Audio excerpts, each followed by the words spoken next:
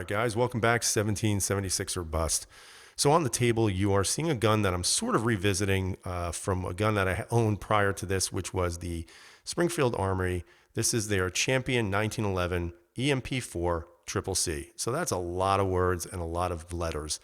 Basically what this is their 4-inch version of their 1911. This is also their carry conceal contour back to it. So one of the things you're going to see right off the bat is you see this little, I guess you could say this break off right here, their contoured grip. This is to enhance the carryability of this firearm, so it's a little bit more concealed. Now, is that necessarily true? Probably, just because we all know if we carry, this is usually the part that sticks out the most. So if you kind of give it a little bit of a beveled edge here, then hopefully that will actually be able to be carried with a little less noticeableness, I guess if that's a word, to people. One of the things that I'd have to say about this gun that's obviously much different from the one that I reviewed about probably going on 2 years now, let me just zoom in a little bit more, is that you can see this gun's a little bit different because it is not a stainless steel. This is actually what they call their black tea finish. So I did a little research on that. What that is the finish of this gun, while it is an FDE, it's called black tea, which actually is a very, very good anti-corrosive, anti-rust finish on handguns. So, you know, when you look at a gun like this, albeit it is a very beautiful looking handgun, again, I've said this a million times. I know why people like 1911 so much, because when you do look at these guns, they are really, really nice looking guns. But one of the things that you're also going to notice about this particular model is that it is feature rich, and that can drive the cost up considerably. You know, you got to be the judge on what you want to pay for this gun. This gun retails for about $1,200 MSRP. The price is high. I mean, there's no doubt about it, but it is a feature-rich handgun. I mean, the black tea finish on here is pretty cool. You're not going to have to worry about rusting or any corrosion. And again, when you own a firearm and you do carry a firearm, your body chemistry, your fat, your oils, your sweat, everything is going to go on that gun. So you want to make sure that whatever the finish is on this gun, it's going to last and it's going to be effective. Just from what I've read on this black tea finish in the FDE that you see here, apparently it's going to do its job the way it needs to. This particular package also includes 3 9-round magazines. So you've got 1, 2, and you've got 3. So again, it's a sort of a feature-rich package. You've got the 3 magazines that come with the gun. Also comes with steel sights, and obviously, which is very standard on just about every single gun that Springfield makes. You see the pipe in the front here. It also comes with replacements in red and green, which is pretty nice. The barrel itself is 4 inches. It is a very, very nice hammer forged bull barrel, as you guys can see right there. The barrel is extremely thick. It is an extremely, extremely thick barrel, and that's very nice. It's very comforting to know that this is going to probably last longer than you. And from that matter, again, you're getting a very feature-rich package for the price of the handgun. Now, to be honest with you, I'm not a 1911 expert, and I've said that a million times. I'm still not necessarily sold on this platform. It is a good gun. They shoot really nice, very flat. The trigger is a flat trigger, but it is a very, very well put together firearm. Again, you can see that they have the extended beaver tail in the back here. The actual safety is ambidextrous, so you can see that it's on both sides for lefties and righties. And again, that's a good feature to have. Some 1911s, when they come out, they only have it for the right-handed people. But remember, there are also those people who shoot lefty who want to be able to use the gun and make it effective. One of the things I do like about this safety in particular is you got a pretty good shelf. One of the things that I've said on a past review of another company that made a 1911 was that when I was shooting the gun, the safeties tended to kind of bury themselves in my hand, which made it a little bit uncomfortable. And this is not the case for this gun. Now, I will give you a little bit of an idea of shooting it in the next video, but I can tell you I've already shot the gun. And I did notice that I didn't have any issues with the safety catching on any part of my hand, which is nice. It just sits where it needs to be. Again, all of your functions and features are available to most people's hand sizes. It does not need a very large hand to be able to use that thumb safety. As a matter of fact, it's actually very, very nice, even if you probably have smaller thumbs than me.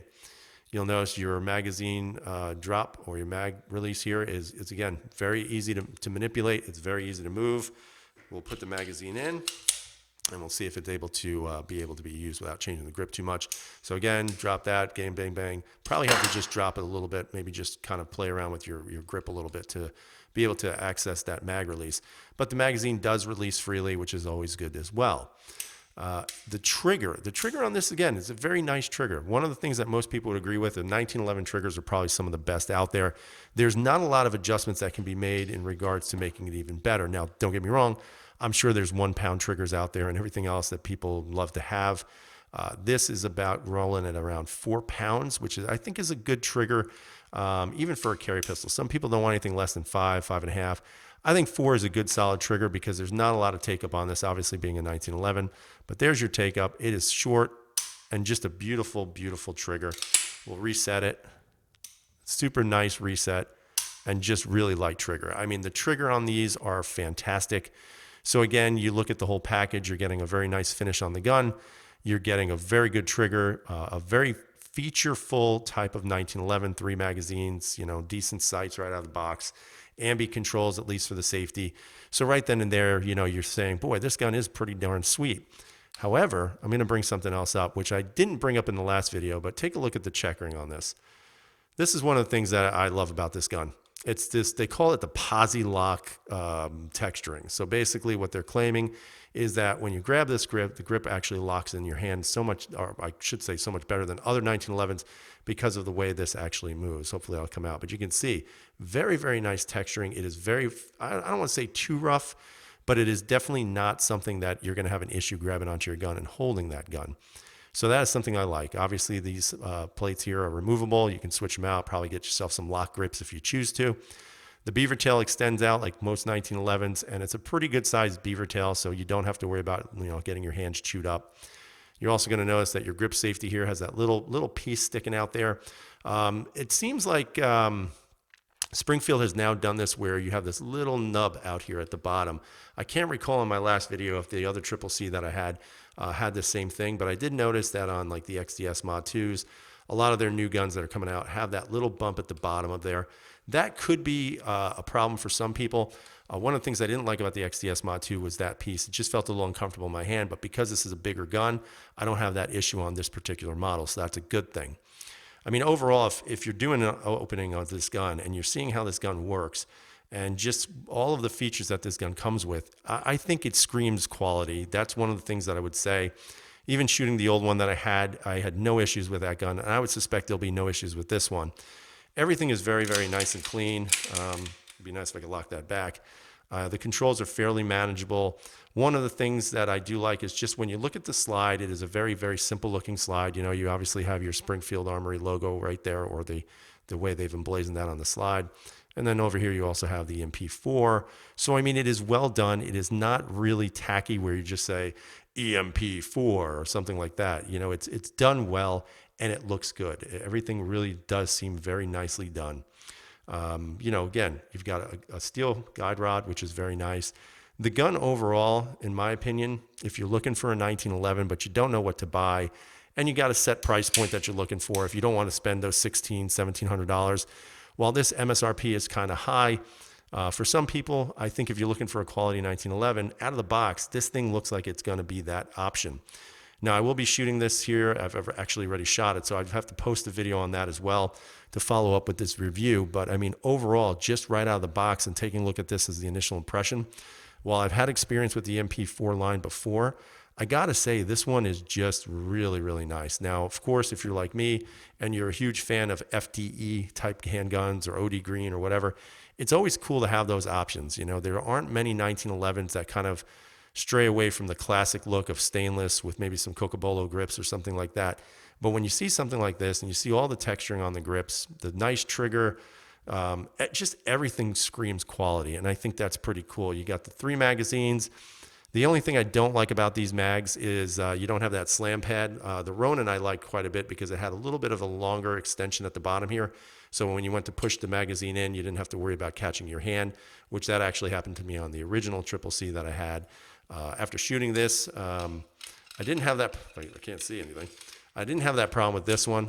Maybe it's because I was a little bit more careful and a little bit more cautious, not getting my hand chewed up right in this area here. But overall, guys, this is a real nice looking 1911.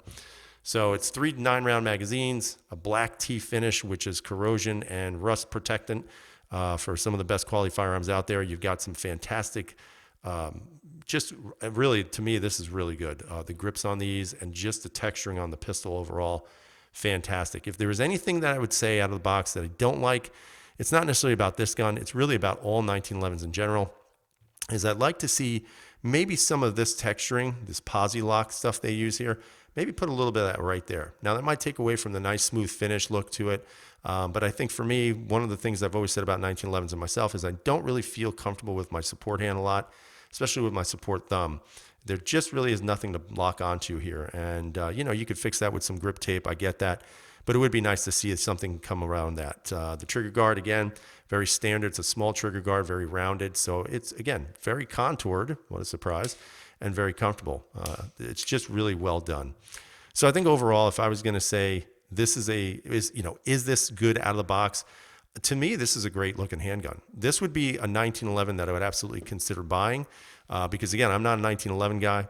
I did not get this, given to me. I do have to send it back, unfortunately. But this would be one that I'd have no problem keeping and just really getting used to that platform because it meets all of my criteria. It's got a lot of features, 3 mags, beautiful finish to it. To me, this is a winner. Now how's it going to shoot? Well, you're going to have to stay tuned for that video. So join me then and leave those comments down below. Tell me what you think about this firearm or 1911s in general. Love to hear what you have to say.